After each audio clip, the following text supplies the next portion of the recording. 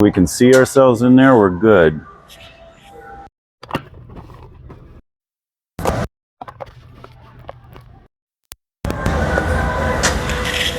All right, you said Justin? Yeah. Okay, so, yeah, so I'll give you the question again for the sake of the camera, but we don't have to talk to the camera. So, Right. So what do you think happens after this life?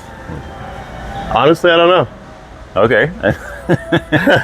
To be completely honest. Was there with ever you. a time when you felt like you did know?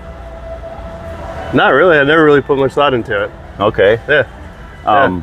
Yeah, so did you have any kind of religious background of any sort? Well, my dad forced me to go when I was little. Okay. I know it was all right, but yeah. Yeah. He's very, very pushy on the topic, so it's not really something that my family follows per se. Okay. Is your family like Catholic or Protestant, do you know? No, or? just my immediate family, me and my wife and my kids, we've never been overly religious people, so or religious at all, really. Would you say at this point you believe in God, or do you believe you have a spirit, I believe there's a higher power, but I don't know what that higher power is. Right. Yeah. So, and then, do you think there's a part of you that will go on after your body dies? I don't know, would man. call that a spirit, I guess my problem, not necessarily a problem, but my belief in the conversation is, I'm a touch it, hear it, feel it kind of person. Mm-hmm. And there's obviously, it's a belief. Yeah. So you can't do those things. Yeah. So I guess that's kind of where my standpoint is on it. I believe that there's crazy stuff's happened to me in my life, stuff that Things you can't touch or feel. Right, exactly. So so I believe that there is some sort of higher power, but whose God is it? Yeah. You know what I'm saying? So if there is and I believe there is, but if there's a creator that made us, would it be his responsibility or ours for us to know the creator? In other words, are we supposed to figure him out, or is he supposed to reveal himself to us? What would you think would be the better option? I would think that he would reveal himself to us. Yeah. Yeah. So maybe those crazy things that have happened, when times are down and sporadically you get $200 to help you to the next step. Maybe those types of things are his doing. So when you talk about the crazy things, like coincidences, things right. You stuff needed you something can't and there explain, it is. you needed something and bam, there it was, something to help you through a rough time, whether it's money or whatever it is. You know? So some people have experienced out and out miracles where it's this defies the laws of physics, right. and others, I think we can build our faith even on coincidences, where a skeptic would look at it and say, "Oh, that's just a coincidence," Right. But we are, when we experience it, we feel maybe this is more than a coincidence. It's just too, too random or too what are the odds? I've played with the idea of going to church and maybe getting more information for myself. Mm-hmm. Mostly because I have, we got three small children really, but one about to be 9 and one about to be 7, and now they're asking a lot of questions. And my daughter likes to say a prayer every night before she goes to bed, even though she's never been to church. Wow. So there's something there. Right.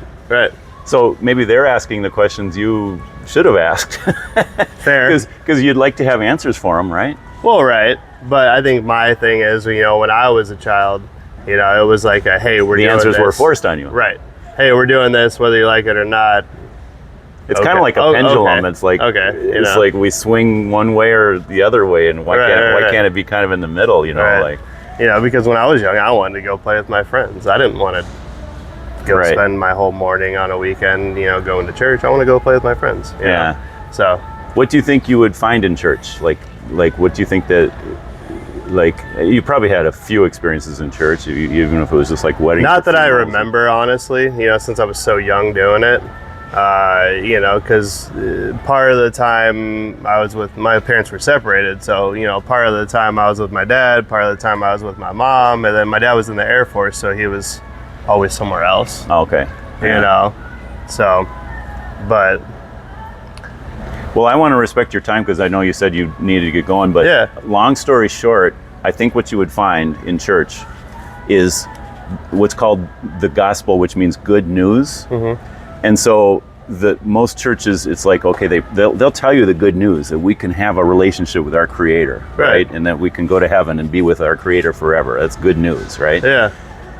A lot of churches, they'll shy away from what's called, what I call, I don't know if they call it, the bad news, which is without faith in Jesus, we wouldn't be with our Creator forever. Like we've sinned, we've broken God's laws, we deserve to be punished. And so without intervention, the bad news is, yeah, there's a heaven and a hell, and we're not going to go to heaven for all the things we've done. Like have you told lies? Have you stolen? Have you used God's name in vain? Have you like the 10 Commandments, right? Right. And so if we've broken God's laws, we would be lawbreakers. Even if we just broke one, we're still, we've broken His laws. That's bad news. And so a lot of people, to be honest, a lot of churches don't want to scare people away with the bad news. Right. And so they'll just preach the good news, but then the good news is like, well, what, of course I'm going to heaven. I must be a good person, and I'm not perfect, but I must be good enough. And so, yeah, I think I can go to heaven.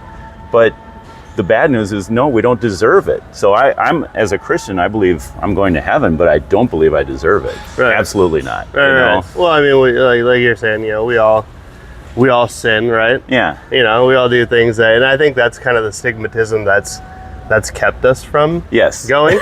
And not even that, and just more or less, I think there used to be, I don't know if there is now still, but I think there used to be a lot of judgment. Yeah. In church, whether you come in, with a long beard and tattoos, if you don't look the part, right. And I think that a lot of that's probably gone. I don't know for sure, but it probably is. Churches kind of like follow, like they have fashions within churches too. Like so back in the Middle Ages, they kind of focused on God's wrath and judgment, and if you don't do this or don't do that, you're gonna die in hell, right? And be punished in hell.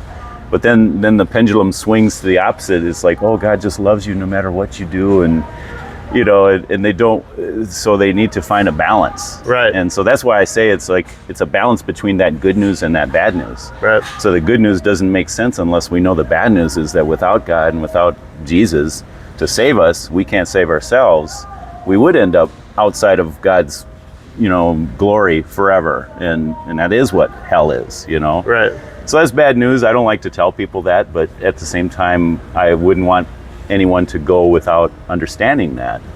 And then to say, but God made a way. We can't get there. We can't have a right relationship with God ourselves because we've gone our own way and we sin. We, break His laws. He's supposed to be the God of the universe, the king. Like we're not going to follow the king, then we're outside of the kingdom, Right. And so we need salvation found in Christ. So I could tell you more details about it, but I want to respect your time. No, man, I appreciate it. It's an interesting conversation. Yeah. I mean, honestly, even being somebody that doesn't go to church regularly, I think that it's an important conversation, especially in these times where, we live in a nation that's very divided. Oh, we sure do. Whether it be, your thought on religion or your thought on, there's an agenda or there's a narrative from the government, 100%. If you're not along with that narrative, then you're out. Right. So, and the cancel culture doesn't help that. Yeah. So I'm surprised I haven't been canceled yet, but I still have my channel on YouTube. So hey, man, it's YouTube. So I'm going to turn this off, and I'll give you my information. For sure. If there's anything I can pray for you, I'll do that too. Appreciate it. All right.